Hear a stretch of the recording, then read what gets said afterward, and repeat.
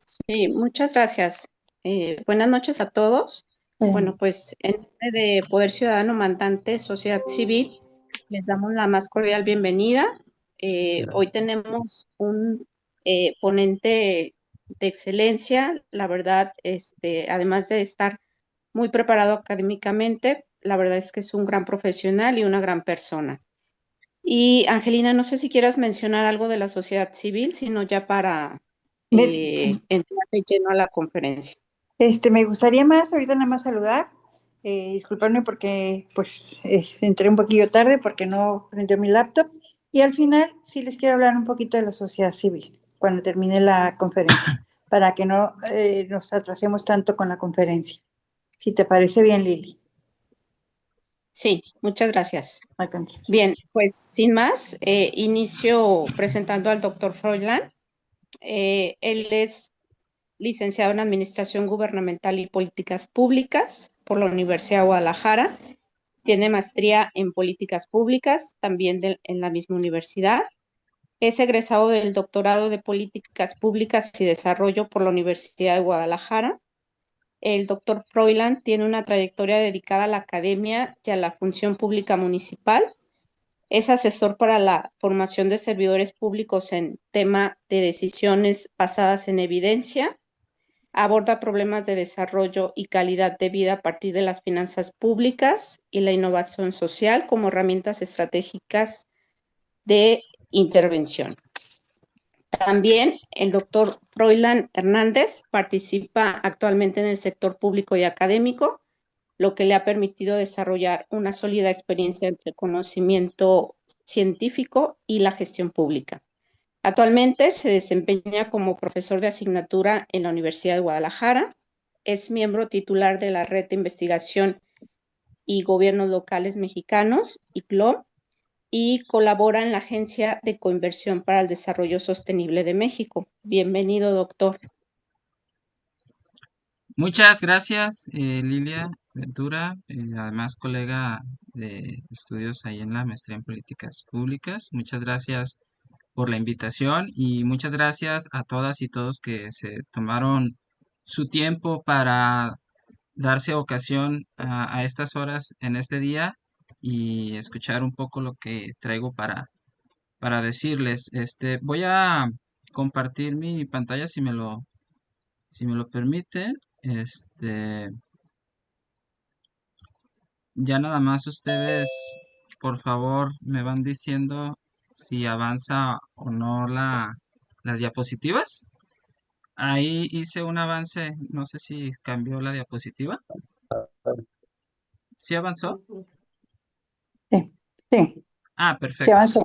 Sí. Muy bien. Se va. Bueno, me regreso a la portada nada más para exponer de manera más clara el tema. Yo les voy a hablar un poco acerca de la seguridad alimentaria en los municipios, con los mercados como una política pública para mejorar la calidad de vida. Básicamente lo que quiero hablar con ustedes es cómo los servicios públicos municipales, al ser un servicio público que presta preferentemente el nivel de gobierno municipal, pues nos puede ayudar o puede contribuir a mejorar la calidad de vida de las personas. Entonces, bueno, solo para volverme a cerciorar una disculpa, sí está cambiando la diapositiva, ¿verdad? Ahorita estamos en la de contenido. Es correcto. Perfecto. Bueno, a grandes rasgos, esta es, digamos, la estructura de la presentación que quiero exponerles el día de hoy. Am, pero pues mejor vamos avanzando, ¿no? A ver, en resumen, ¿no? Lo que les decía. Los mercados municipales, pues son un servicio público municipal que además son muy relevantes. Principalmente se reconoce su importancia en la cuestión de la salubridad o de la salud. Piensen, por ejemplo, en la pandemia por COVID-19, que hasta donde se sabe, se originó por un mal manejo en las cuestiones de un mercado en China, ¿no? Por supuesto que lo que se sabe de esa situación es que, bueno, ese mercado pues no necesariamente era administrado por un municipio en China o por las autoridades gubernamentales, pero se originó en un mercado, ¿no? De estas características. Ahora, desde el otro punto de vista, digamos uno más amplio, los mercados, pues, son un espacio que garantizan un acceso a alimentos y que apoyan a una nutrición adecuada, ¿no? Su existencia y correcto funcionamiento, pues, nos ayudan a evitar muertes por falta de alimento o desnutrición. Piensen, por ejemplo, en las hambrunas, ¿no? Vamos a ver, de hecho, un pequeño ejemplo en este sentido. Además, los mercados municipales, pues, generan o son epicentro de una actividad económica, pues, que genera empleos, ¿no? Su abastecimiento, pues, también es señal de un medio ambiente sano, porque, pues, nos puede ayudar a disminuir niveles de contaminación en la producción, ¿no? Más adelante vamos a ver algunos supuestos teóricos a este respecto. Y bueno, seguramente notarán que esta es una investigación, como le decimos, pues en la academia en curso, ¿no? Es una investigación en construcción, parte de dos eh, redacciones que en este momento estoy llevando a cabo con el doctor Iván Salas y con el doctor Lucio Flores Payán. Nos estamos enfocando en un primer momento en la calidad de vida en Jalisco y luego con el doctor Lucio Flores Payán lo que estamos haciendo es relacionar esos niveles de calidad de vida con los mercados públicos municipales, ¿no? Y precisamente es en lo que me voy a enfocar en esta conferencia acá con ustedes, ¿no?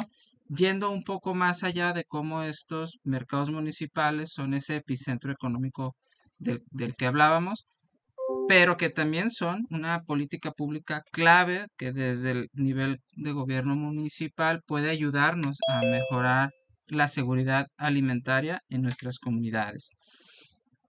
Y para avanzar un poco en cómo luce la calidad de vida en el estado de Jalisco, pues elaboré una pequeña, un pequeño mapa que es un reflejo de la calidad de vida en el estado de Jalisco del año 2010 al 2024. Es una fotografía que capta los cambios en la calidad de vida en ese periodo que les menciono. Inicialmente, pues nosotros pensábamos o éramos de la idea que la región 12 Centro, que es la que conglomera los principales municipios del área metropolitana de Guadalajara, ¿no? La capital Guadalajara, el municipio de Zapopan, Tlajomulco, Tonalá, etcétera, pues iba a tener el mejor cambio en la calidad de vida de las personas. Y lo que vemos con este estadístico es que no es así. Pero ¿a qué me refiero? ¿No? Voy a tratar de explicar esto de la mejor manera. La región centro naturalmente concentra los mejores niveles de calidad de vida en el estado de Jalisco, es decir, hay mejores niveles de educación, hay mejores niveles de ingreso, hay mejores niveles de salud, etcétera, etcétera, ¿no? Pero los cambios que se vienen presentando del 2010 al 2024 han sido menores en relación a los municipios de otras regiones administrativas del estado de Jalisco. Y eso es de preocupar, porque si seguimos con esta tendencia, pues la región centro, los municipios de la región centro en 10, 20 años, pues van a tener un menor nivel de calidad de vida para las personas en estas áreas que les comento. Ahorita vamos a profundizar un poco en eso, pero quiero captar sus primeros minutos de atención cognitiva en esta imagen, ¿no? Para que se vayan dando una idea que el estado de Jalisco, que en el estado de Jalisco, la región centro que aglomera estos municipios, que podríamos decir son los más importantes, ¿no? Desde el punto de vista de la población quizá u otros, pues no necesariamente está teniendo los mejores avances en calidad de vida.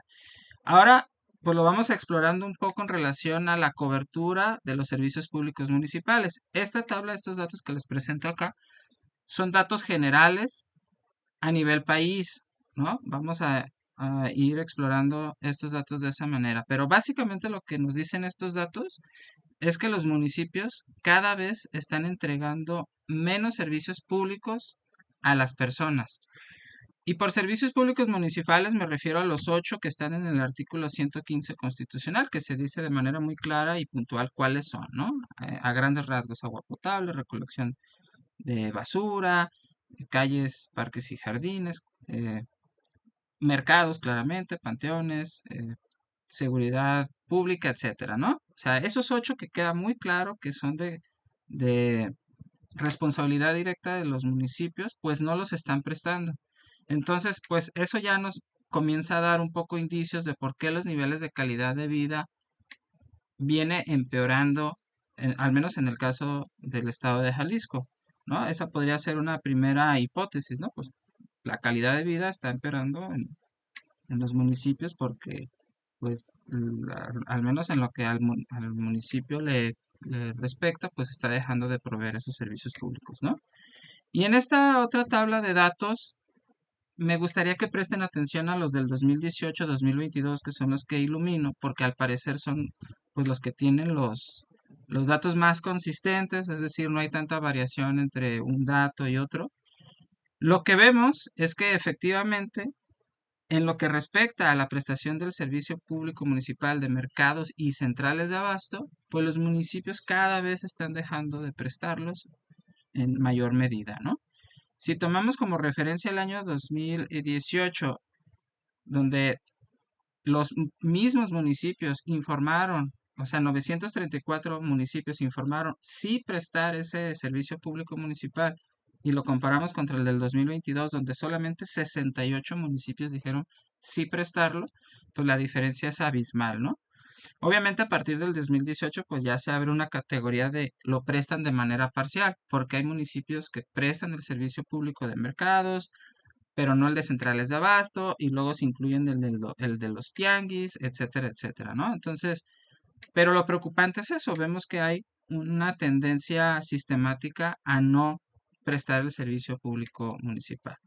Y en esta otra tabla de datos, lo que vemos es por la población, es decir, a ver, de esos municipios que dijeron que sí lo prestaban o que lo prestaban de manera parcial o que no lo prestaban, ¿cuántas personas viven en esos municipios que no, que se ven privados de la prestación de ese servicio público municipal, ¿no? Entonces, de los municipios que no lo prestan, con los que tenemos datos para saberlo, que ellos mismos responden el censo ante el INEGI cuando llega el periodo de preguntarles, pues vemos que más o menos el promedio anda entre los 16 y los 19 millones de personas en todo México que se ven privados de un servicio público municipal que además está mandatado en la Constitución Política de nuestro país, ¿no? Entonces esto pues en sí mismo no es menor cosa. Entonces, luego de ver la radiografía de cómo estamos parados en la prestación de servicios públicos municipales y las implicaciones que esto puede tener para la calidad de vida de las personas, pues ahora sí toca preguntarnos, ¿no? Bueno, pero pues ¿qué es la calidad de vida? Yo lo que estoy defendiendo, esta es una definición propia, por cierto, no existe una eh, modestia aparte, pues, pero antes de esto no existía, y aún sigue siendo una propuesta en el mundo académico, por supuesto, pero antes de esto no existía una definición conceptual de calidad de vida, a pesar de que la solemos usar de manera cotidiana, incluso en el ámbito académico se utiliza calidad de vida, ¿no? Pero bueno, ¿qué significa calidad de vida? Lo que yo estoy proponiendo es esto, ¿no? La calidad de vida es una medida en que las personas son capaces de vivir plena y satisfactoriamente en un entorno justo que les brinda igualdad de oportunidades para desarrollarse en los ámbitos económico y social mediante la provisión de satisfactores mínimos. Y en esta definición tan larga hay dos conceptos muy claves. La primera es que es una medida, y eso, pues ya de entrada nos dice que, pues valga la reiteración, ¿no? Nos permite medir qué tan bien o qué tan mal viven las personas. Y lo último de digamos, el elemento clave de esta definición es respecto a lo que dice que es mediante la provisión de satisfactores mínimos. Es decir, hay un mínimo vital que el gobierno, que el Estado debe garantizar a su ciudadanía, a su población, para que tengan un mínimo de calidad de vida, ¿no? Y eso se traduce para el caso de los municipios en los servicios públicos constitucionales, principalmente, ¿no? Porque el municipio pues tiene más funciones, más atribuciones, etcétera.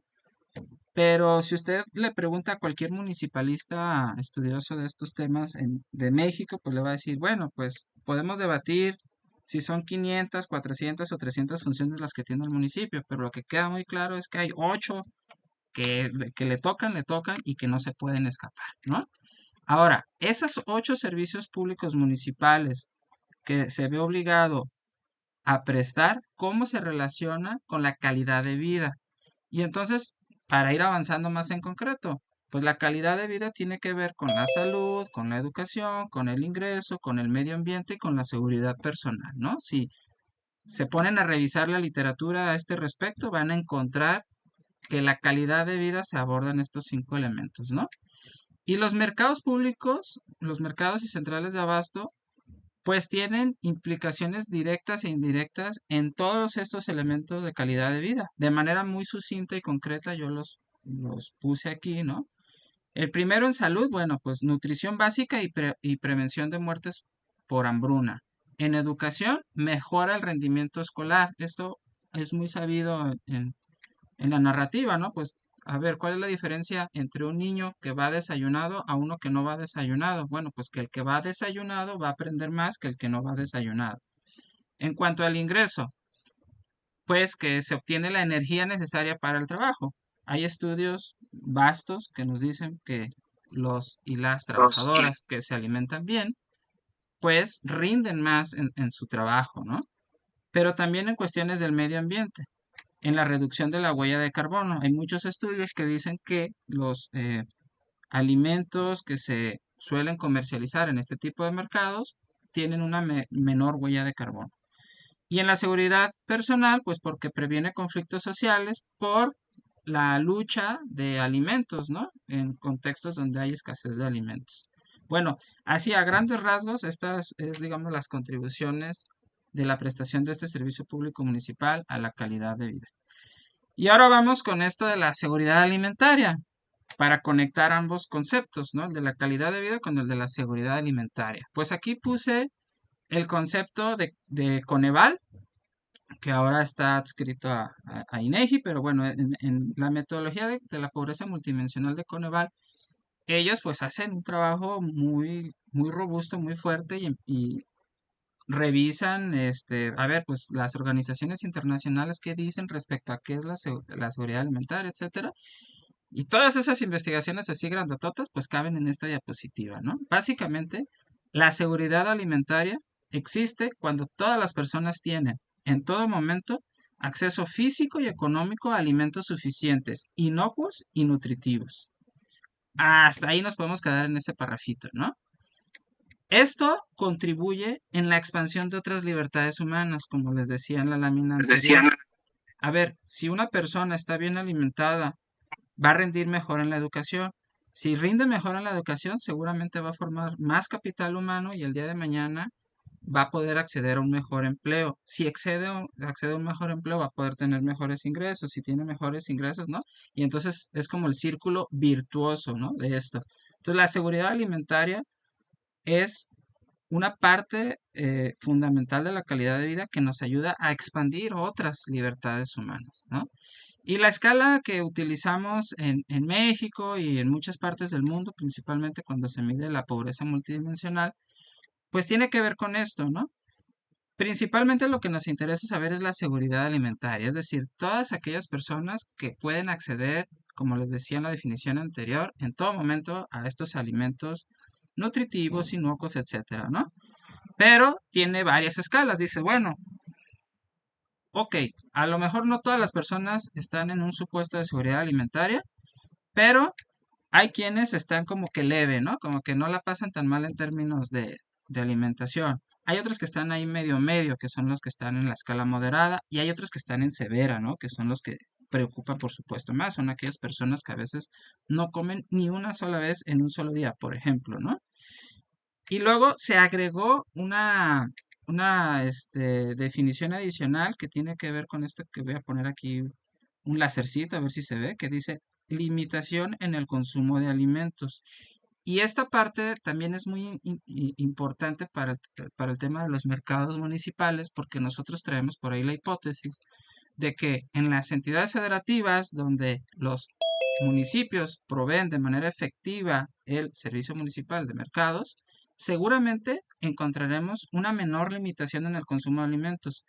porque en los mercados públicos generalmente hay una amplia variedad de alimentos, desde frutas, sí, frutas, verduras, distintas carnes, cereales, etcétera, ¿no?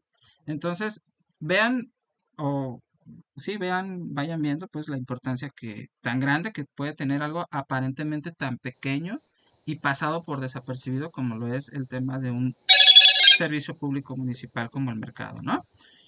Y bueno, ¿cómo se ve el país en función de seguridad alimentaria? Estos mapas reflejan la seguridad alimentaria en términos porcentuales, es decir, en verde tenemos los mejores niveles de seguridad alimentaria. ¿Qué decíamos que era seguridad alimentaria? La capacidad de acceder en todo momento a alimentos saludables, inocuos, etcétera, ¿verdad? Entonces, digamos que al menos en esta escala, todos los que están en verde, pues están bien, están ok, ¿no?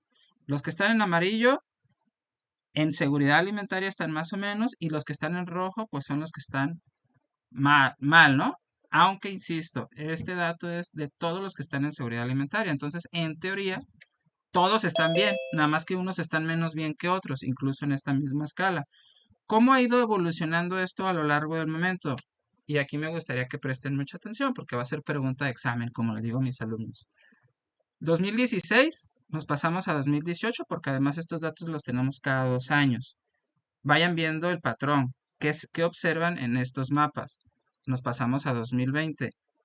Vayan revisando qué observan. Nos pasamos a 2022. Aquí ya queda muy claro cuál es la tendencia. Y el último dato que tenemos, 2024. Seguramente ya notaron cuál es la tendencia. Y la tendencia, pues sí, es que en el sur del país es donde se tienen los niveles más bajos de seguridad alimentaria, aunque la escala, quien haya prestado atención a estos numeritos, fueron aumentando. Es decir, es verdad que a lo largo del tiempo, al menos de 2016 a 2024, en el país se ha incrementado porcentualmente la población que está en el supuesto de seguridad alimentaria. Sin embargo, nota esos datos, pues hay que hacerles eh, manita de puerco, ¿no? Como se dice, para hacerlos que hablen bien, porque pues no nos vamos a quedar dormidos en nuestros laureles pensando que todo está bien, ¿no? Ah, creo que se escucha mucho eco, no sé.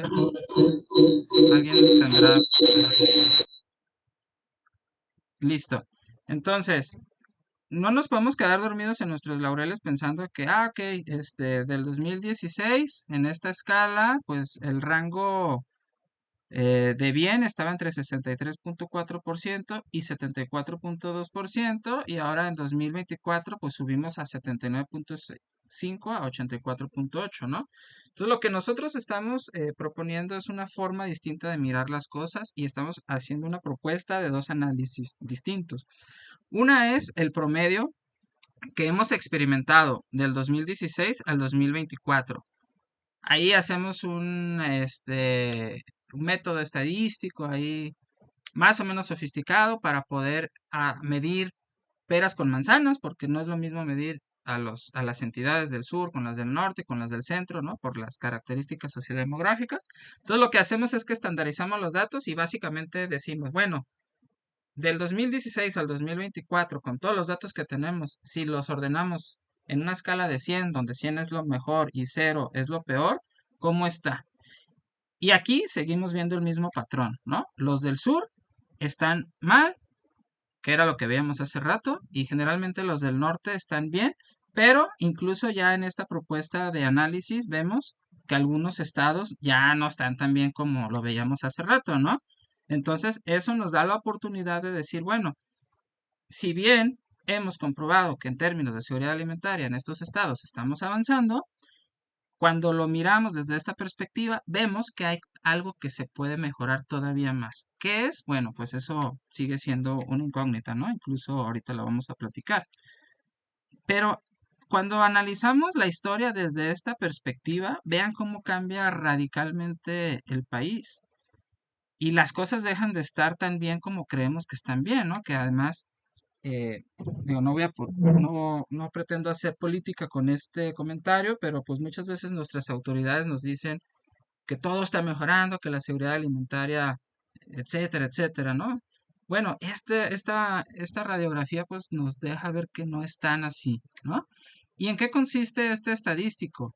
Consiste en evaluar el cambio en la calidad de vida medido por la seguridad alimentaria que notamos en el año 2016 respecto al promedio observable entre el 2018 y 2024. Es como decir que yo me pesé hace un año y pesaba, perdón, hace 10 años y pesaba 90 kilos y entonces me vuelvo a pesar hoy y peso 80, ¿no? Digo, pues bajé 10 kilos. Ah, sí, pero cómo ha sido tu variación en el peso en el largo de todos esos años, ¿no? Porque, pues, ¿qué tal si yo me puse bien pilas y apenas hace 3 meses me puse a hacer ejercicio y entonces por eso ahora que me medí, pues ya salí súper bien, ¿no? A lo mejor del 2010 al 2025 seguía pesando 90, incluso llegué a pesar 100, etcétera, ¿no? Entonces, no nada más es medir el último dato contra el más reciente, es medir el último dato con el que me quiero comparar con todos los datos que han sucedido a lo largo del tiempo. Y cuando hacemos eso para el caso de la seguridad alimentaria, lo que descubrimos es algo como esto. Descubrimos que las cosas no van tan bien, porque el cambio, si bien ha sido positivo, eso sí lo tenemos que reconocer, pues no ha sido tan estable a lo largo del tiempo como nos gustaría que fuera, ¿verdad? Y que si fuera de esa manera, pues estaríamos hablando de otra cosa. Bueno, a, a mí me gusta mucho este libro de Amartya Sen. Si tienen oportunidad, búsquenlo y léanlo. Se llama Desarrollo y Libertad. Además, él es un premio Nobel de Economía, para quienes no lo conozcan. Y en su libro, en este libro que es el más famoso que tiene además, en la introducción, o sea, en la primera parte de su libro, habla acerca de la muerte de este joven, de Kader Mia, que es un jornalero que fue asesinado por adentrarse en una zona barrial hostil en conflictos religiosos en ese país de la India, ¿no? Él no robó, pero su familia no tenía que comer y entonces la extrema necesidad de querer comer lo obligó a arriesgarse a buscar trabajo y fue asesinado. Es decir, una libertad económica lo privó de su vida.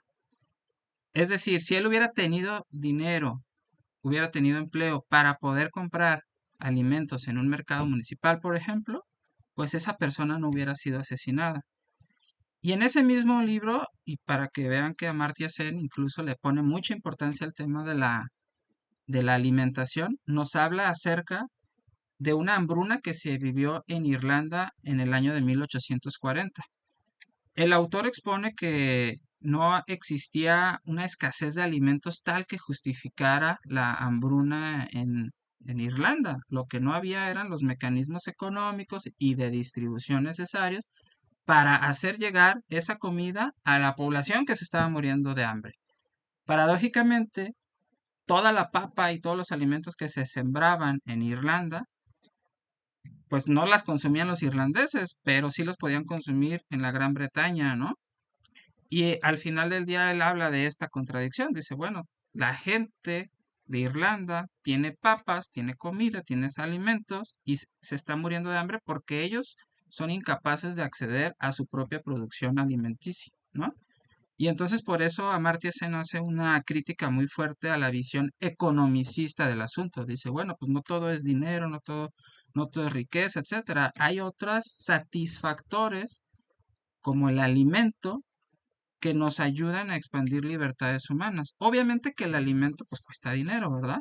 Pero en una situación de esta naturaleza, de hambruna, pues eso la cuestión económica debe pasar a segundo plano, ¿no?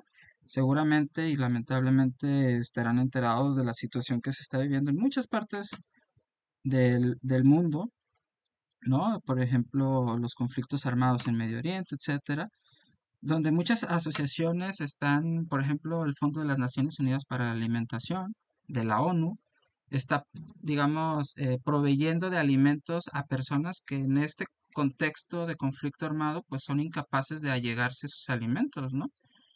Y ahí se rompe un supuesto, por ejemplo, el de la limitación en el consumo de alimentos, porque además la alimentación nos da una identidad cultural, ¿no? Entonces, en estos lugares en los que se está viviendo ese conflicto, pues imagínense que fuera en México, pues imagínense que nos quitaran las tortillas, el frijol, pues el maíz en general, que nos quitaran nuestra comida típica, pues nos quitarían una parte de nuestra identidad. Entonces la alimentación también es una parte importante de nuestra identidad cultural. Y en estos lugares en los que se está viviendo el conflicto, pues a las personas les están dando unos kits de suplementos alimenticios que tienen las calorías, que tienen los macronutrientes, que tienen los micronutrientes, pero que no tienen identidad cultural, ¿no? No quiero poner un ejemplo en específico, pero el de México, en el supuesto hipotético, ¿no? Imagínense que les quitan a ustedes todos estos alimentos de los que yo hablaba y les decían, bueno, cómete esta barrita cuadricular ahí, toda fea, gris, lo que sea. Ah, bueno, pues a lo mejor el sabor está más o menos, pero tú dices, híjole, ¿esto qué es? No, pues me lo como y a lo mejor me satisface en mis requerimientos nutricionales, pero pues no estoy teniendo la identidad ni el gusto de comer lo que yo quiero, ¿no? Bueno, de todas estas cosas habla Amartya Sen en esta parte del libro. Y ya para ir concluyendo, pues a este punto de la investigación, de estas dos investigaciones que estamos llevando a cabo, pues por el momento hay más preguntas que respuestas, ¿no? Pero si hay una pequeña ronda para ese sentido, yo con muchísimo gusto voy a tratar de resolver las que haya oportunidad. Y la pregunta más importante que nos ha surgido al momento como para seguir continuando con estas investigaciones es ¿por qué si los servicios públicos municipales son satisfactores mínimos que mejoran la calidad de vida de las personas, se está reduciendo su provisión? Es decir, ¿por qué si ya vimos que es tan importante esto de la seguridad alimentaria, etcétera, y que los municipios pueden contribuir en esa gran tarea por medio de los mercados y centrales de abasto, ¿por qué lo están dejando de hacer? ¿No? Bueno, es una pregunta que por el momento está abierta.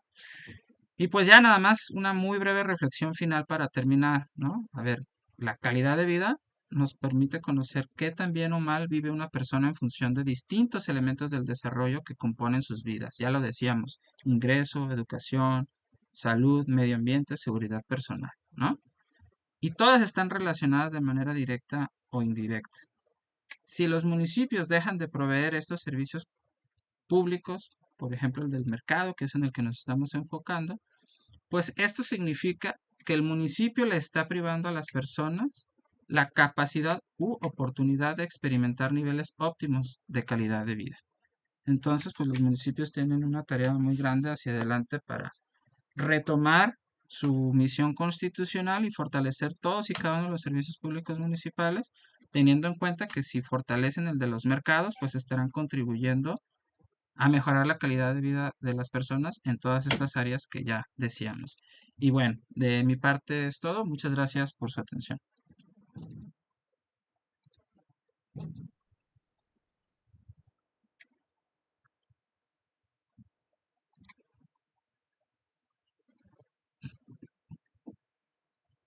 Creo que tienes apagado el micrófono, querida Lili. Sí, muchas gracias. Sí, muchas gracias, doctor Froilan, por tan clara exposición. La verdad es que ha sido pues de muy alto valor. Ahorita iniciamos una sesión de preguntas y respuestas. Si alguno de ustedes quiere escribir su pregunta en el chat, nosotros con mucho gusto leemos. Bien, quieren tomar el uso de la voz, pues adelante. Déjeme checar aquí quién levanta la mano para irle dando el acceso. Aquí ya hay unos comentarios en el chat. Dice, doctor Hernández, antes que nada, muchas gracias por compartir el conocimiento y la pregunta que hace, déjeme ver, no tiene el nombre aquí esta persona, pero a lo mejor ahorita en el transcurso nos dice quién hizo esta pregunta. Pero dice, entonces defiendes que la libertad no es tan simple como la no intervención estatal en el mercado, sino que por el contrario, para que la población sea libre, necesitaría que haya un sistema que se asegure de que las personas vivan en condiciones de dignidad.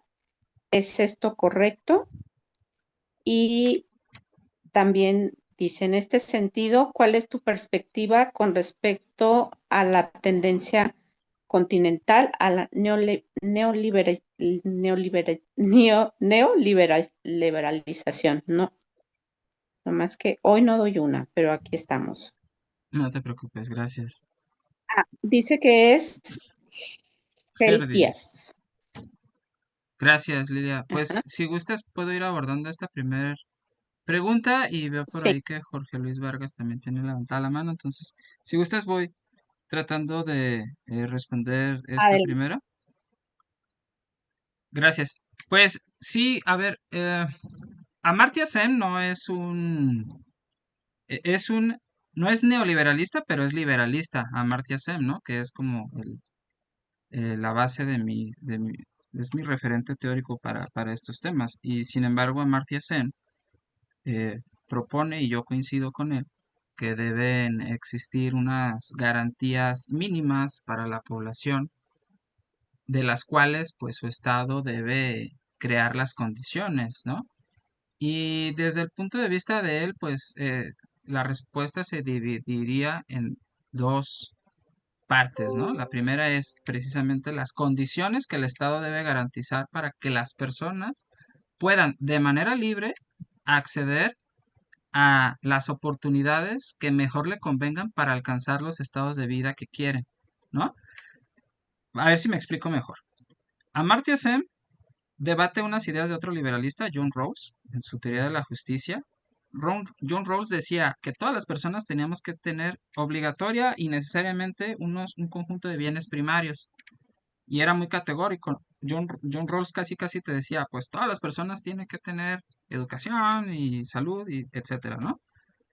Y Amartya Sen dice, sí, está bien que todas las personas tengan educación, salud, ingreso, empleo, un medio ambiente digno, etcétera, pero que además de que tengan esas cosas, que sean libres de elegir esas cosas para sus vidas, porque por supuesto que, bueno, precisamente ayer en una clase que doy de ética y responsabilidad social estábamos abordando este enfoque liberalista desde el punto de vista filosófico, ¿no? Y hay pensadores como Nozick que dice, bueno, pues una persona si quiere vender su riñón, pues es libre de venderlo, ¿no? Porque pues es su riñón, ¿no? Y hay otros que dicen, bueno, no, porque hay otros liberalistas que dicen, sí, pero también la libertad se da en el conjunto de las sociedades, etcétera, ¿no?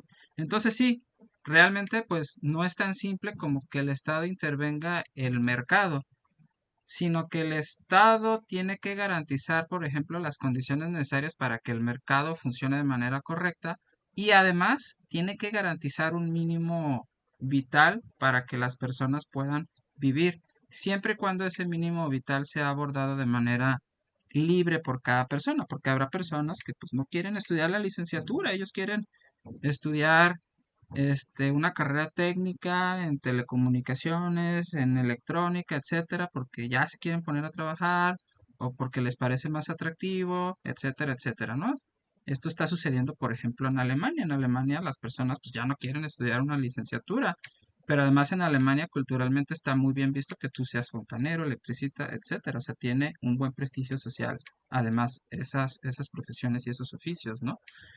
Y respecto a cuál es mi perspectiva respecto a la tendencia continental a la neoliberalización. Bueno, primero entender que el neoliberalismo tiene fundamentos teóricos, ¿no? Luego se suele utilizar el término de manera peyorativa, o sea, para ofender y decir, ah, es que tú eres un neoliberalista, etcétera, ¿no? No, el neoliberalismo tiene fundamentos teóricos que básicamente implican el hecho de que el Estado deja de hacerse cargo de cosas y se lo deja todo al mercado, ¿no? Y entonces los debates están muy candentes porque dicen, bueno, se supone que tenemos un Estado conformado por personas que se van a preocupar por el bien común y los mercados no necesariamente suelen preocuparse por el bien común y ponen muy buenos ejemplos, ¿no? Las crisis económicas del 2008-2009, la pandemia por COVID-19, etcétera, ¿no? Donde dicen, bueno, ¿dónde estaban esas empresas sacando sus recursos para ayudarnos a resolver los problemas tan graves que vivíamos en esos momentos de crisis, ¿no? Fueron los estados quienes salieron a resolver o tratar de resolver en medida de las posibilidades eso, ¿no? Eso es el neoliberalismo. Entonces, mi perspectiva respecto a esto, digamos, poniéndolo en términos categóricos, pues muy mal, ¿no? Porque en el extremo de la neoliberalización caemos en el supuesto en el que el Estado deja de hacerse cargo por completo de todo, o sea, ya ni siquiera regular, ¿no? Incluso los fundamentos iniciales teóricos del neoliberalismo implicaban el hecho de que pues el Estado se iba a hacer cargo de regular a los mercados, a las empresas, etcétera, ¿no? Pero el extremo del neoliberalismo cae en ni siquiera regular, ¿no? Y el extremo del neoliberalismo cae en ni siquiera proveer a las personas de un mínimo vital, o sea, un mínimo de educación, un mínimo de salud, un mínimo de condiciones de medio ambiente buenas, un mínimo de seguridad pública, etcétera, ¿no? Entonces, bueno, esa es mi opinión. Creo que sí podemos exigir a nuestros gobiernos que cumplan lo que está en la Carta Magna, porque además es la Constitución. No estamos pidiéndoles algo que no esté en la Constitución. Y si no, pues entonces pidámosle que quiten eso de la Constitución y que no lo cumplan, ¿no? Pero además el servidor público tiene una ética de la responsabilidad pública, que es cumplir con sus funciones. Y cumplir con sus funciones implica cumplir con lo que está escrito en la Carta Magna. Si nuestra Carta Magna no dijera que los municipios tienen que proveer el servicio público de los mercados, pues no nos quejaríamos, no tendríamos materia de qué quejarnos. El problema, en principio, es que está escrito ahí, ¿no? Si no estuviera escrito ahí, no hubiera problema. Bueno, creo que esas serían mis respuestas al respecto. Sí, gracias. Está también Jorge Vargas eh, y quiere tomar la palabra. Adelante, Jorge. Sí, gracias, Lili. Bueno, primero que nada me uno a las expresiones de Lili de felicitación por la fluidez, la estructura de pensamiento y toda la presentación que se hizo del tema. Pues realmente lo disfruté. Estoy hablando desde Chihuahua y en Chihuahua se está haciendo ahorita obra de infraestructura urbana, pues que de cientos de millones de pesos, pasos a desnivel, la movilidad urbana, como la ciudad ha ido expandiéndose dinámicamente en los últimos años, pues hace falta darle prioridad a la movilidad urbana. Y esto ha traído como consecuencia seguramente un rezago en la prestación de esos servicios a los que te refieres, Froilán. Entonces, ahí tenemos un problema ético y de confrontación del bien común. Incluso, pues, los que viven en la periferia, pues son los de menores ingresos, porque ahí es donde el suelo es más económico y es donde pueden vivir, pero ocupan mucho más tiempo que el resto de la gente, vamos a decir así genéricamente, en trasladarse a sus trabajos. Tal vez los niños, pues sí tienen sus escuelas ahí cercanas, pero los trabajadores esos, bueno, también hay personas que trabajan en las maquilas y que las propias maquiladoras tienen transporte como servicio al trabajador, pero los recogen a las 5 o 6 de la mañana, no sé qué horas, para llegar a sus trabajos y cumplir con las jornadas. Esto es parte del costo que estamos socialmente pagando por ese crecimiento. Entonces, el rezago en la prestación de esos servicios, pues de alguna manera es provocado por un conflicto de prioridades. No sé qué me puedas ilustrar al respecto. No tengo experiencia en administración municipal. Gracias, Jorge, por la pregunta. Lo que sabemos al respecto en función de esto, como la prioridad, ¿no? Como lo mencionas, los municipios están teniendo otras prioridades, por ejemplo, lo que dices, ¿no? Pues hay otra infraestructura que se está construyendo y entonces, pues, digamos que de los 100 pesos que tengo para gastar como municipio, pues empiezo a construir otro tipo de infraestructura. Y entonces, esa infraestructura que estoy construyendo me implica dejar de gastar de esos 100 pesos que tengo a proveer otros servicios públicos municipales, como el de los mercados, por ejemplo, ¿no? Que hay otro peor que están dejando de prestar, que es el de los rastros, ¿no? Pero bueno, quedándonos con tienes razón, o sea, los municipios están adoptando entre sus prioridades cosas distintas a la prestación de los servicios públicos municipales. Pese a que, insisto, la Constitución es muy clara en que los municipios deben de prestar estos servicios públicos municipales. Y entonces lo que sabemos al respecto de esto es una investigación que hizo un colega, eh, Oliver Mesa, ya hace varios años. Él ya tiene estudiando este tema ya desde hace varios años. Él es del CIDE, y él le llama la agenda ampliada de los municipios, ¿no? Que básicamente es todo lo otro distinto a los servicios públicos municipales que hacen, pues, los municipios. Y si nos metemos a ver por ahí los censos nacionales de gobiernos municipales del INEGI, etcétera, pues lo vamos a ver muy claramente. O sea, ni siquiera el INEGI desde hace 16 años se ha tomado, y esto lo digo con mucho cariño para los compañeros de INEGI, que son unos expertos en el tema, pero pues aquí sí ha habido mucha variación entre sus censos, porque pues un día un censo preguntan una cosa, el otro censo preguntan otra cosa, y al otro ya no preguntaron una de esas dos cosas, ¿no? Entonces no podemos darle continuidad a esto. Y nos podemos dar cuenta en los censos, o sea, ellos le preguntan a los municipios qué servicios públicos prestas y ponen un catálogo de servicios públicos. Y hay veces que entre esos servicios públicos no ponen los constitucionales, ¿no? Entonces ellos mismos son, digamos, parte, son como reflejo del problema, ¿no? Que vivimos.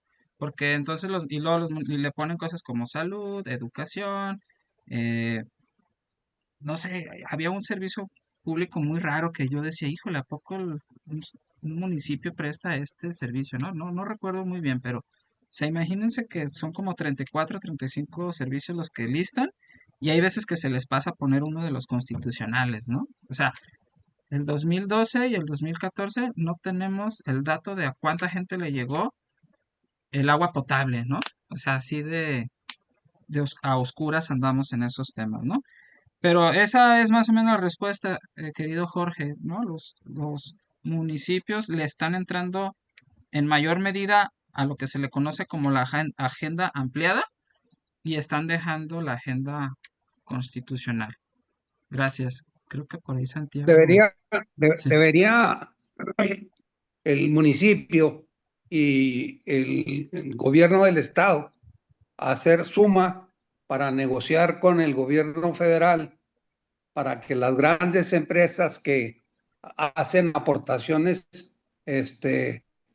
cuantiosas de impuestos federales, pues que esas impuestos federales, parte de esos impuestos federales sean administrados en un consejo municipal, estatal y empresarial o algo así, o no sé cómo, para cubrir esos servicios. Sí, pues en Chihuahua tienen una muy buena experiencia, ¿no? Con FECHAC, creo que se llama. Ajá. Es un fondo que los empresarios le aportan y luego los municipios por ahí tienen la oportunidad, aunque creo que principalmente está orientada a temas de seguridad pública, ¿no? Pero sí, Uh-huh. es una buena idea, o sea, como etiquetar ciertos recursos que provengan de distintas fuentes y que exista la oportunidad de direccionarlos a la prestación de servicios públicos municipales, sí o sí, ¿no? Para evitar que se vayan a otras agendas. Muy bien. Muchas gracias, Muchas Al contrario, gracias a usted. gracias. Gracias, Jorge. También está por ahí con la mano levantada. Santiago. Santiago, adelante, por favor. Gracias, ¿sí me escuchan? Sí, Sí, Ok, buenas noches, saludo con mucho gusto a todas y a todos, en especial aquí a mi amigo el doctor Froilán. Y mi pregunta y comentario es el siguiente, meramente que uno se dedica como funcionario público federal en el tema de la agricultura y que veo este caso que tú te enfocas a los municipios, a los servicios municipales, a los mercados, y me gustó tu planeación a nivel primero estatal y federal de cómo surgen estos cambios, pero yo lo veo como un efecto de que se ha abandonado y que se ha perdido esta seguridad alimentaria hablando específicamente de la calidad y de la inocuidad en los productos hortofrutícolas, que es un fenómeno que ha pasado eh, al menos en estos últimos dos periodos presidenciales que se le ha golpeado al campo desde la unidad de producción primaria. Entonces, por cero apoyos al campo, por los altos costos de producción y por el tema de la delincuencia organizada que ha permeado ya al campo mexicano desde el cobro de piso, extorsiones. Y creo que esto es un fenómeno que llega hasta la última cadena, en este caso, en la trazabilidad al mercado municipal o a los supermercados que llega ahí ya al consumidor final de estos productos. Es por eso que coincido con lo que dices, doctor, en el tema de que en Jalisco, en el área metropolitana de Guadalajara, pues es donde se carece esta seguridad alimentaria y no en el interior del estado. ¿Por qué? Pues porque simplemente al llegar a un productor de la zona Altos, Norte, Ciénega, Valles, Sur, donde quiera, a ir al centro de Guadalajara, a los mercados municipales o a las centrales de abastos, pues tienen que pasar por una carretera que está secuestrada por la delincuencia organizada y que va a pagar un cierto costo. Entonces, los municipios, yo siento que empieza a perder esta nutrición, sí, nutrición de productos hortofrutícolas y que se ha hecho un caso, pues, cada vez más complicado. Mi pregunta sería la siguiente en cuestión, te repito, en cuestión agroalimentaria, meramente agroalimentaria, ¿cómo poder proteger o seguir la trazabilidad de la producción primaria hasta los mercados municipales, o sea, hasta el consumidor final, asegurando estos pues, cuatro pilares de la seguridad alimentaria, que es la disponibilidad, el acceso económico, la utilización de los alimentos y la estabilidad de estas tres dimensiones?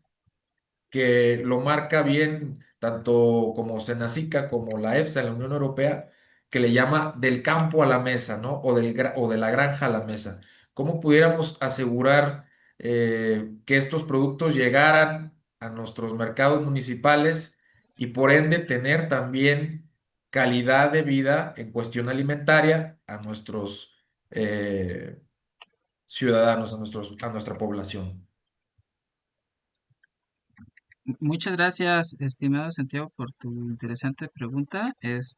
Creo que mi respuesta puede ser más exploratoria que categórica, ¿no? Porque, y como lo mencionaba también por ahí en la presentación, pues por el momento hay más preguntas que respuestas, ¿no? Eh, yo como tal me asumo más, digamos, docto o en temas de conocimiento de cuestiones municipalistas. Eh, m- Quizá mi colega, el doctor eh, Lucio Flores Payán, me hubiera podido contestar de mejor manera esta pregunta, porque él es el experto en temas de seguridad alimentaria. pero voy a tratar de responder con los conocimientos que tengo e insisto de manera exploratoria con la información que hemos logrado pues recolectar a este respecto, ¿no? Precisamente el tema de la seguridad personal, o sea, en el elemento de la calidad de vida, la seguridad personal entran cosas como el crimen organizado, ¿no? Y el crimen organizado lamentablemente pues distorsiona muchas partes de la vida social y económica y cultural de las personas. Y precisamente el crimen organizado en este fenómeno que nos ilustras de manera eh, muy pertinente, querido Santiago, pues digamos distorsiona estas cadenas de suministro, ¿no? O sea, un alimento que te tiene que llegar de una región a la región centro, pues ya no llega porque pues no hay un incentivo económico, pero además hay un sentimiento de inseguridad. Dices, no, pues yo no voy a llevar estos alimentos allá porque pues me matan, ¿no? O porque pues no me es rentable, porque tengo que pagarle a los del crimen organizado para que me dejen pasar y me lo van a comprar a tal precio, o no sé, o sea, esas son las distorsiones de la que hablamos, ¿no? Entonces, en mi opinión, y lo que se tendría que hacer es, obviamente, desde el punto de vista del crimen organizado, es pues recuperar el papel del Estado a ser el único con la eh, pues potestad de ejercer el uso de la violencia, ¿no? Dentro de los parámetros y cuidado de los derechos humanos, etcétera, ¿no? Esa es la primera parte, ¿no? Que el Estado debe recuperar al 100% esa capacidad de administrar la fuerza. Y lo segundo que podemos ir haciendo desde los municipios, creo, y obviamente esto, insisto, es una respuesta muy exploratoria, es que los municipios también deben de recuperar dentro de sus territorios las vocaciones agrícolas y cualquier otro nombre que tomen en el sentido técnico de la palabra, donde puedas sembrar ciertos frutos, ciertos árboles, pero también eh, tener pues el ganado suficiente, etcétera, etcétera, ¿no? Y hacerlo, digamos, hacer economías de escala, microeconomías de escala. ¿A qué me refiero? Bueno, pongamos de ejemplo Zapopan, para quien no conozca Zapopan, para quienes sean de otros estados o de otras ciudades, pues Zapopan es un municipio en Jalisco que anteriormente se le conocía como la Villa Maicera, si mal no lo recuerdo, ¿no?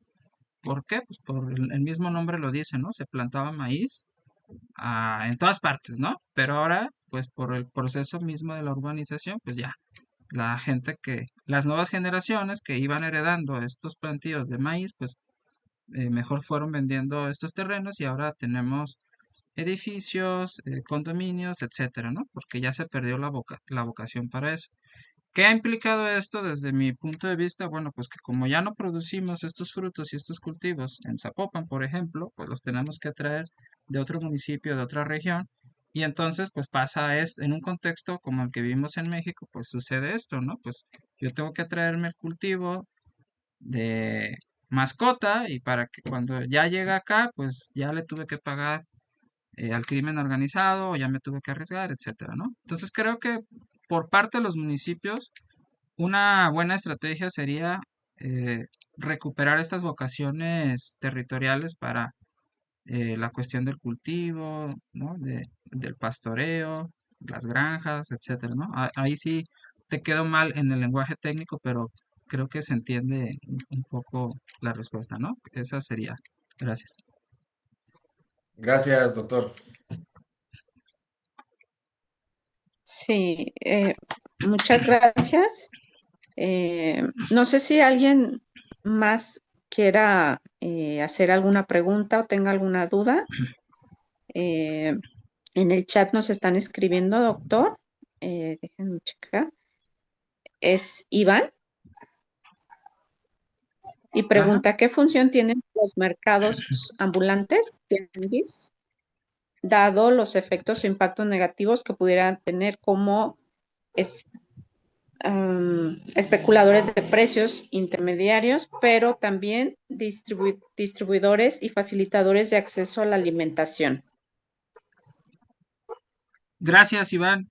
Hace unos años tuve la oportunidad de ser sinodal de un compañero, Lili, por cierto, de José de Jesús González. Él hizo su tesis de la maestría con un estudio de los tianguis en Tlaquepaque, en el municipio de Tlaquepaque, acá en Jalisco. Y fue muy enriquecedora esa experiencia de mi parte, porque yo me acerqué, digamos, a ese caso de estudio por él. Y entonces lo que yo sé respecto a los tianguis, perdón, como un instrumento de política pública que te ayuda a facilitar el acceso a la alimentación, pues es muy noble, ¿no? O sea, estás hablando de que un tianguis no requiere de una infraestructura pesada, literalmente se pone en la calle, crea o fomenta la interacción social, la cohesión social, etcétera, ¿no? No, no, y entonces todo eso es lo bueno, ¿no? Eh, Esa es mi opinión respecto a que los tianguis son intermediarios y distribuidores y facilitadores al acceso a la alimentación. Todo eso, digamos, es la parte bonita de la cuestión de los tianguis. Sí, espero no interpretar mal la primera parte de la pregunta, pero que es creo la más sustantiva, ¿no? Cuando tú dices, ¿qué función tienen los mercados ambulantes o tianguis, dado los efectos o impactos negativos que pudieran tener como especuladores de precios? Yo más, desde el punto de vista económico, creo que no impactan tanto en la especulación de un precio. De hecho, y me vuelvo a remitir a al conocimiento anecdótico, ¿no? Mi esposa hace como un año, año y medio también hizo un estudio junto con unos compañeros donde trataban de resolver pues dónde era más barato la canasta básica en ese momento, ¿no? En un tianguis, en un mercado, en una tienda de autoservicio como un Walmart, etcétera, ¿no? Y descubrieron que lo más barato era en un tianguis, ¿no? La cuestión está más bien en la calidad, si nos preocupamos en términos de seguridad alimentaria, por la calidad eh, de los alimentos, ¿no? Por ejemplo, pues en los tianguis, si tú vas y compras alimentos eh, para consumirse en ese mismo momento, pues seguramente son alimentos no muy nutritivos que digamos, ¿no? Quizás son alimentos muy fritos, muy grasosos, etcétera, ¿no? Y aquí y en esta parte de la respuesta es donde espero no malinterpretar lo que tú preguntas, pero más bien, pues sí, los tianguis se prestan mucho más bien a un tipo de economía informal que raya en lo delictivo o en el crimen, ¿no? Porque pues obviamente en un tianguis pues encuentras la fayuca de la ropa, encuentras la piratería, ¿no? De videojuegos, de música, no sé, o sea, encuentras mucha piratería, ¿no?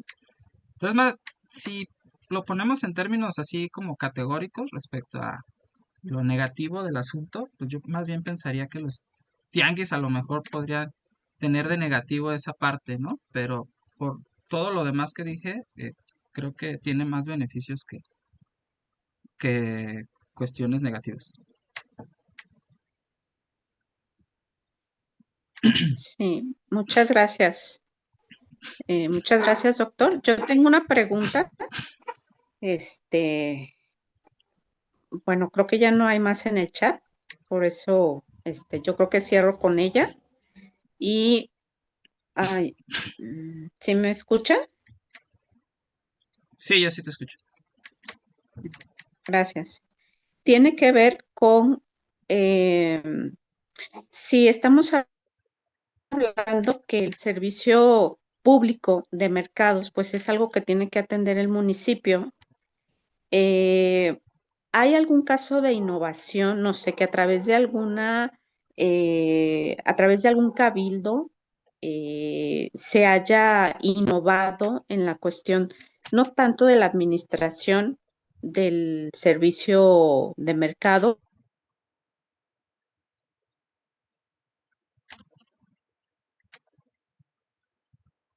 No sé si solo yo, pero se congeló.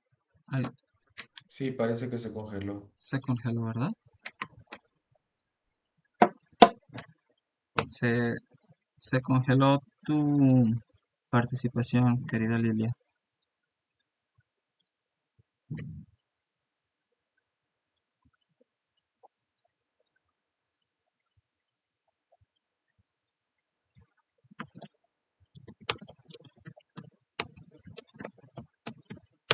Ok, bueno, pues se congeló. Ya le escribí. por ahí. Sí, parece que sí se congeló tanto su figura como su voz, ¿verdad? Sí, Bueno, pues, estaba muy interesante la pregunta, la verdad. Porque yo también, bueno, yo estoy en Monterrey y aquí sí se ve mucho movimiento en cuanto a que sí se cabildea lo de los mercados y todo esto. Pero sí es importante esto que comentabas, ¿no? De que, bueno, tiene un punto bueno y un punto malo, les llaman ustedes tianguis. Aquí son mercados ambulantes, porque sí, nos acercan comida, pero también nos acercan fayuca, acá se le llama fayuca, o sea, todo esto que tú comentas, y da, pues sí, como que cabida a un poco o mucha violación de las leyes, ¿no? Pero sí en algún momento pues, son útiles, porque por ejemplo hay colonias donde pues te sale mucho mejor ir a comprar tu alimento ahí, que te queda porque acá, no sé, ahí en Guadalajara, en Chihuahua, creo que también estamos igual que aquí, este, los mercados de abastos están casi afuera de la ciudad. Entonces a veces les toca más lejos ir a comprar un mercado de abastos, que obviamente es más barato, pero pues por lo que tienes que pagar de Uber o de camión o lo que sea, ya te iguala el costo, ¿no? Entonces, sí me parece que es algo muy bueno lo de los tianguis o lo de los mercados rodantes, como acá les llamamos. No sé, Lili, si ya te conectaste, porque tu pregunta estaba muy buena, ¿eh? ¿Y qué creen que parece que dejó de grabar? Muchas No, gracias. ahí Eh, sí, sí, ahí sí. Adelante, sí, Lili, ¿sí nos escuchas? sí, perdón, es que tuve aquí unos problemas técnicos. De hecho, ahorita vuelvo a prender la cámara, pero la pregunta para el doctor era básicamente si existe en México algún caso de innovación que haya surgido a través de un gobierno municipal donde no solamente se ocupen de este servicio público como algo administrativo, como un tema de recaudación, sino como un tema que realmente pueda mejorar la calidad de vida en los municipios y la calidad de vida de los ciudadanos. Esa era mi pregunta. gracias, Lilia. Muy buena pregunta, ¿eh? Y creo que por eso, por eso me siento muy animado de estar llevando esta investigación con los doctores Iván Salas y doctor Lucio Flores, porque es un campo de estudio nuevo, ¿no? Entonces, esa pregunta que tú me haces, pues la respuesta directa desde lo que hemos investigado hasta el momento, pues casi que sería un no, no, o sea, no hay casos de innovación donde el mercado público se utiliza como un instrumento de política pública para mejorar la calidad de vida. Pero el hecho de que no exista en la literatura científica, por así decirlo, es decir, que esté documentado, que esté escrito en un artículo científico, en algún libro, etcétera, no significa que no exista. Seguramente debe de existir más de un municipio que a lo largo de todos estos años ha implementado una política pública innovadora a este respecto. Yo lo que te puedo decir, y obviamente por lo que conozco del asunto del municipio de Zapopan, donde he tenido la oportunidad, además de colaborar por muchos años, es que ellos están, por ejemplo, hicieron este programa de remodelación de los mercados públicos, ¿no? Pero la remodelación de estos mercados públicos, que va más allá de lo que tú decías de recaudar dinero, pues era como redignificarlos como espacios de convivencia social, y parte de esa rehabilitación de esos mercados públicos, además de restaurarlos y hacerlos más bonitos y más funcionales, pues era, por ejemplo, pintarlos de colores pues más coloridos, valga la redundancia, ponerles un dibujo que fuera como simbólico de la comunidad, ¿no? Hubo algunos municipios en Santa Ana, Tepetitlán, una colonia aquí en Zapopan, donde parte de su población es indígena, ¿no? Y también en San Juan de Ocotán, donde se ponía como murales a este respecto. E insisto, los volvían espacios dignos de reunión para que las personas volvieran a esos lugares, ¿no? Y como ves, digo, no me he encontrado con esa literatura, pero como ves, pues esto lo hacen los municipios. A lo mejor no está escrito y esa es tarea pues de quienes nos dedicamos a esto de documentar y sistematizar esta información, pues para visibilizar y además para crear evidencia de si esto sirve o no sirve, ¿no? Porque como amablemente lo decías en la presentación de mi persona al inicio de la conferencia, pues a mí lo que me interesa, a mí Froilán Hernández lo que me interesa en esto de hacer investigación, pues no nomás es escribir y escribir, es escribir algo que le pueda servir a un funcionario público que pueda tomar una decisión del día de mañana y que a su vez le ayude a mejorar la calidad de vida de las personas, ¿no? Entonces, si yo con esta investigación descubro que hay elementos de innovación que se pueden implementar desde la prestación del servicio público municipal para mejorar la calidad de vida de las personas, pues yo ya gané mucho con eso, ¿no? Pero sí toca rescatar todas estas buenas prácticas que pueden estar sucediendo y que, insisto, al día de hoy, pues parece que no están documentadas. Sí, muchas gracias. Gracias, Muchas Lili. gracias. Y Angelina, bueno, pues ya, yo ya no veo en el chat ninguna otra pregunta. No sé si quieras dar el cierre. Sí, cómo no, Lili. Bueno, pues más que nada, comentar que aparte, agradecer mucho esta información que nos ha dado Froilán, buenísima, y que pues sí debemos de considerar en esta nueva etapa que estamos empezando en México, de querer mejorar nuestro país, ¿verdad? Porque Angelina, nos toca la disculpa, ciudadanía, sí. disculpa que te interrumpa, Angelina, pero si hay una intervención más de Darbe. Ah, perfecto. Adelante con la intervención, por favor. Sí. Darbe, adelante, por favor. Hola, ¿qué tal? Muy buenas noches. Muy interesante todo, y agradezco a la maestra Lilia la invitación a esta participación. Gracias, doctor. Me llama la atención en el tema que está marcando, que hablan de así como poner bonitos los mercados, esto, lo otro. Yo creo que todo tiene que ver también con la educación, ¿no? Hablaban acerca de los tipos de alimentos que venden en los mercados y todo esto, y la pregunta es, eh, ¿qué tanto, digo, todos hemos ido a mercados, qué tanta comida saludable? Bueno, todos vamos a surtir nuestras verduras, esto, el otro, aquello, pero no es un lugar en donde la educación que le estamos dando a nuestros niños en todo este nuevo esquema, se ve reflejado en la realidad en los mercados, ¿verdad? Y hablamos, como hace ratito mencionaba,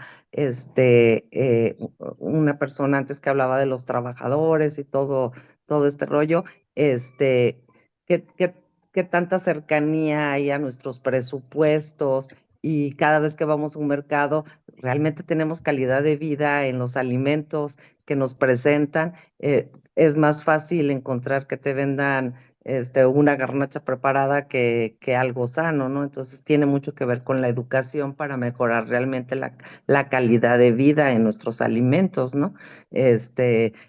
Nuestros campesinos que están con toda la mafia adentro, entonces se vuelven unas cadenas que tienen mucho que ver con la educación, entonces son como muchas cosas. Y eh, también me llamó mucho la atención el tema que decían de los derechos constitucionales que tienen que tener los servicios para los municipios, los cuales pues no se cumplimentan, y que no hay nadie que vigile ese tipo de temas, ¿no? Entonces creo que no es una sola línea de trabajo, sino son muchas líneas de trabajo que abarcan desde la educación, la seguridad, los presupuestos, los salarios, son muchísimos temas, ¿verdad? Gracias. Gracias, Darbe. Sí, efectivamente, fíjate que hay una cuestión ahí estructural. Hace 2, 3 semanas tuve la oportunidad de acompañar también a otra compañera que se tituló precisamente como maestra en políticas públicas, y yo fui parte de su comité tutorial, fungí como sinodal, y en una parte de su estudio ella abordaba la cuestión de lo que se le conoce como el ambiente obesogénico, ¿no? Es un término que se utiliza en la literatura para describir el hecho de que a donde quiera que voltees, en pocas palabras, vas a encontrarte con todo menos alimentos saludables, ¿no? sea, vayas a donde vayas, eh, la regla es que vas a encontrar alimentos no saludables, ¿no? A eso se refiere el ambiente obesogénico. En lo personal y por lo que he podido indagar al respecto, en los mercados municipales, tianguis, centrales de abasto, pues la mayor parte de los alimentos que vamos a encontrar en esos lugares son relativamente saludables o mayormente saludables respecto a otros ambientes. Pensemos, por ejemplo, cuando vamos a un Costco, un Walmart, etcétera, ¿no? ¿Qué vemos en el pasillo cuando vamos a pagar nuestros productos? Pues nos ponen dulces, ¿no? Nos ponen refrescos, etcétera. Ya en el último tramo para pagar, y seguramente a más de alguien aquí le habrá pasado, ¿no? Que tu hija, tu hijo te dice, ay papá, ¿me compras este chocolate? Ah, ¿me compras este refresco? O tú agarras un refresco ya estando ahí, ¿no? Tú fuiste a hacer tu despensa pensando en víveres o ciertos víveres y otros insumos de limpieza, etcétera, para eh, no, armar la despensa, ¿no? Pero en el último tramo ya en el pago, insisto, te ponen estos alimentos no saludables en este tipo de tiendas de autoservicios, ¿no? Pero insisto, el problema, bueno, en ese caso en específico tiene que ver con la mercadotecnia, ¿no? Ellos ya saben, o sea, no crean que pusieron esos productos al final de la fila para pagar por mera casualidad. Ellos saben que ese tipo de productos se nos van a antojar y que ya estando ahí hay más probabilidades de que los compremos y consumamos. Pero el problema en general, y no nada más es en México, hay un libro muy bueno que habla de eso, de es una autora china, que siempre se me olvida su apellido, Byung-Chul Hun, creo, que habla del ambiente obesogénico a nivel global, ¿no? Y nos dice, tenemos dos batallas bien fuertes, ¿no? Una por la educación, que es lo que mencionas, donde nos están tratando de educar para alimentarnos bien, ¿no? Desde las escuelas, pero también desde otro tipo de educación no formal, ¿no? Por ejemplo, las dietas, etcétera, pues también son procesos formativos y educadores que te dicen cómo tienes que comer para alimentarte bien, principalmente por las dietas, ¿no? O sea, la dieta de cómo comer, etcétera. Y por el otro lado tenemos una industria de empresas que venden comida chatarra, ultraprocesada, etcétera, que le están metiendo el doble o el triple de dinero que la industria formal de la educación para hacernos comer bien, ¿no? Entonces tenemos estas dos batallas y como tú dices, pues la educación es un pilar muy importante para que nosotras y nosotros terminemos de tomar una buena decisión de los alimentos que vamos a consumir. Esa es una clave muy importante. Pero los estudios lo que nos dicen es, pues por más que tengas niveles de educación súper buenos, o sea, pensemos en Estados Unidos, ¿no? Que tienen niveles de educación, bueno, antes de la última década tenían niveles de educación muy altos a nivel general, pero también tienen los niveles de obesidad más graves que hay en el planeta a la fecha del día de hoy, ¿no?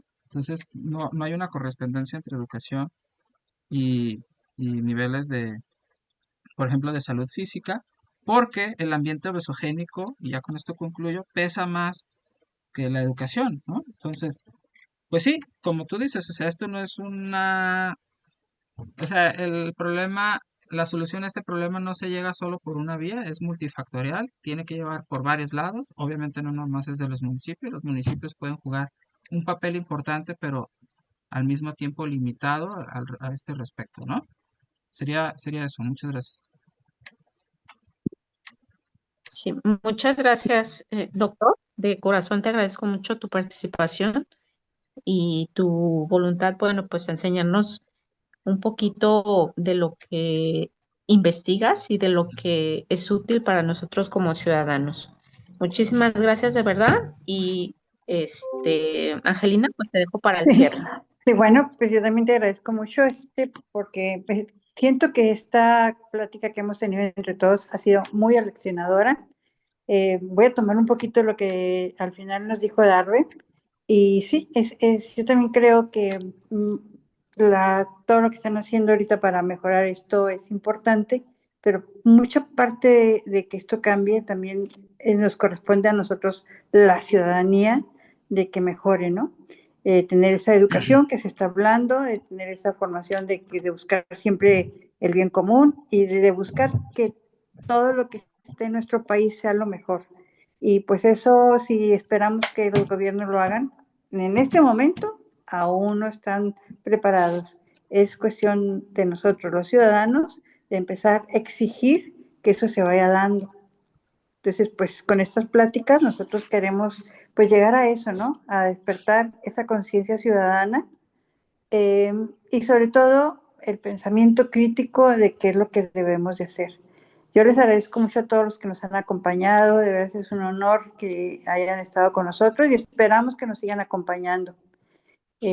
Pues por ahí les doy el anuncio de que el 28 de abril tenemos otra conferencia muy buena que les recomendamos, que en esta ocasión la va a dar nuestra compañera Lili, que se la recomiendo mucho. Les pasaremos la información y como siempre, pues es un honor que hayamos compartido esta información. Buenas noches a todos y muchísimas gracias por acompañarnos. Gracias, Froilán, porque pues muy buena información que nos has dado. Muchísimas gracias. Al contrario, muchas gracias a ustedes por la invitación. Seguimos en comunicación. Con el Hasta favor de luego. Dios, claro que sí. Hasta Favor de luego. Dios. Buenas noches. Hasta Bye. luego. Gracias. Gracias. Muchas Gracias. gracias. Gracias. Gracias. Buenas noches.